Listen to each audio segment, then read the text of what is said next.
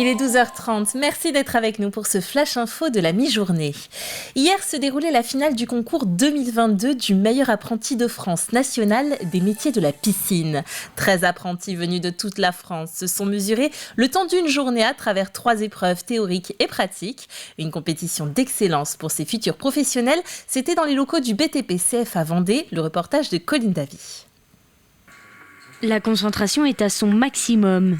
Et pour cause, cet apprenti ne réalise pas n'importe quel câblage.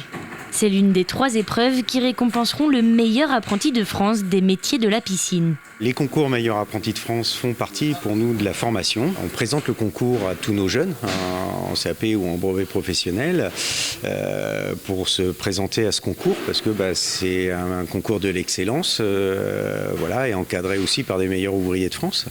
Donc c'est quand même valorisant pour le métier, valorisant pour les jeunes et pour les entreprises qui les accueillent. Le jury se compose de professionnels avec une expertise reconnue pour désigner les meilleurs pisciniers. C'est aussi ce qui fait de ce concours une marque d'excellence. On m'a retrouvé des chefs d'entreprise de la piscine, on m'a retrouvé des formateurs, on m'a retrouvé des gens du technique, mais toujours liés dans le métier de la piscine, des gens qui ont une approche très proche du bassin. Le meilleur ouvrier de France, théoriquement, c'est l'excellence. Et effectivement, le métier demande à des meilleurs ouvriers de France d'être présents pour l'organisation et puis pour la supervision. C'est l'essentiel, des gens vraiment de terrain avec des compétences qui vont pouvoir juger des jeunes qui deviendront après des professionnels aussi. Sur les 13 candidats, 4 sont vendéens. Si aucun d'eux n'a remporté le concours, leur parcours reste un exemple et une fierté pour l'école organisatrice. Forcément, si aujourd'hui ils sont arrivés au concours MAF national, c'est que derrière, au niveau technique et au niveau technologique, ils sont quand même dans les meilleurs de France. Donc bravo à eux, même s'ils n'ont pas gagné, il n'y a pas de souci, ils peuvent être très très fiers d'eux et de leur parcours. Le concours, un des meilleurs apprentis de France, réunit chaque année plus de 6000 candidats dans plus de 90 métiers. Et le vainqueur de ce concours des métiers de la piscine nous vient de Rennes. Il se prénomme Sylvain Lamy. Direction à présent la MFR de Saint-Gilles-Croix-de-Vie, où les 24 heures du bénévolat y ont été officiellement lancées.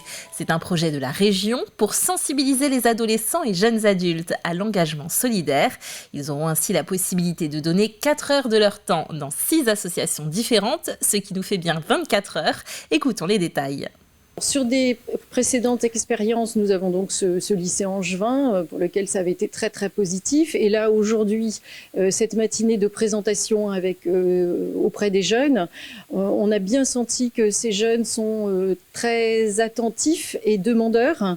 Ils souhaitent être un peu, appuyés, épaulés. Et c'est notre démarche justement de leur favoriser un petit peu ce stade des premiers engagements. Et pour en savoir plus, retrouvez l'émission La Vendée en direct de ce mardi, à voir et à revoir à la demande sur notre site internet et sur la chaîne YouTube de TV Vendée. Le Pays de Mortagne lève le voile sur ses entreprises. Pour la 6e fois, l'Office du tourisme du territoire organise l'opération Visitons nos entreprises, un programme destiné au grand public, quel que soit l'âge, pour inciter les habitants à pousser les portes de bâtiments devant lesquels ils passent tous les jours sans forcément y prêter attention. La nouveauté de cette année, ce sont des visites pédagogiques destinées aux collégiens. Alexandre Lenaour s'est glissé parmi eux.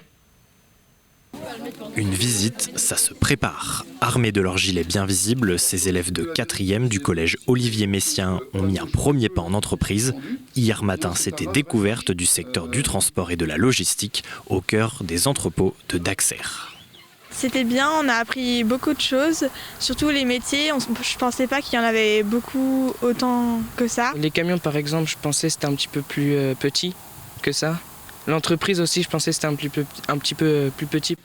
Des visites pédagogiques pour les collégiens, mais pas seulement. L'opération Visitons nos entreprises est aussi ouverte aux particuliers les plus curieux, comme Lydie. Je suis passée devant tous les jours pendant plus de 30 ans. Et maintenant que je suis à la retraite, j'étais intéressée de voir l'intérieur de l'entreprise. On visite aussi cet après-midi au Landgenusson Denis.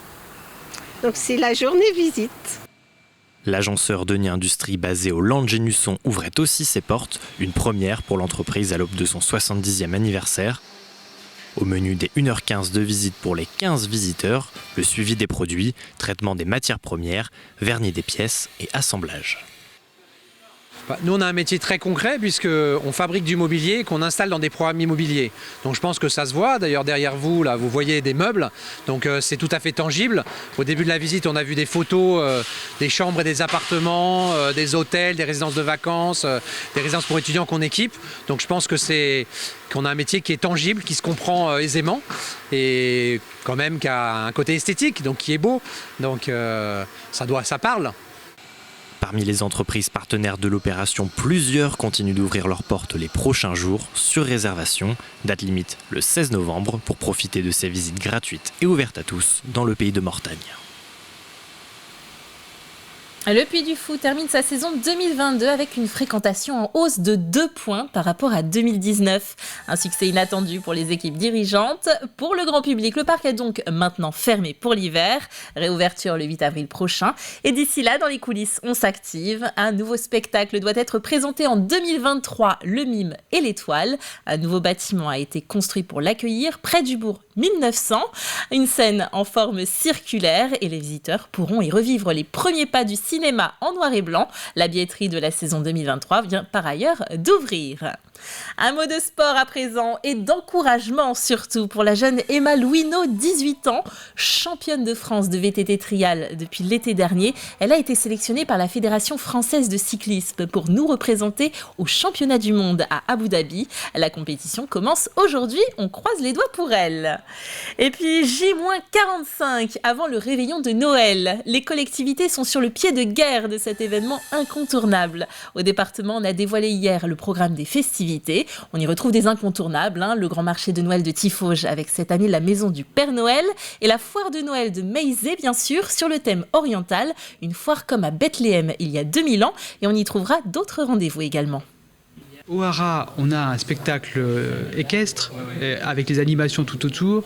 Et puis à Nieul, on a des concerts de voix d'enfants.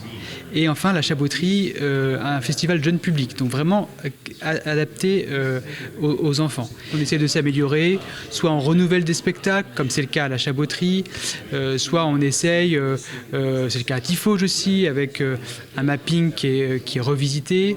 Et puis à Meizé aussi, on a une nouvelle mise en lumière de l'abbaye de Meizé.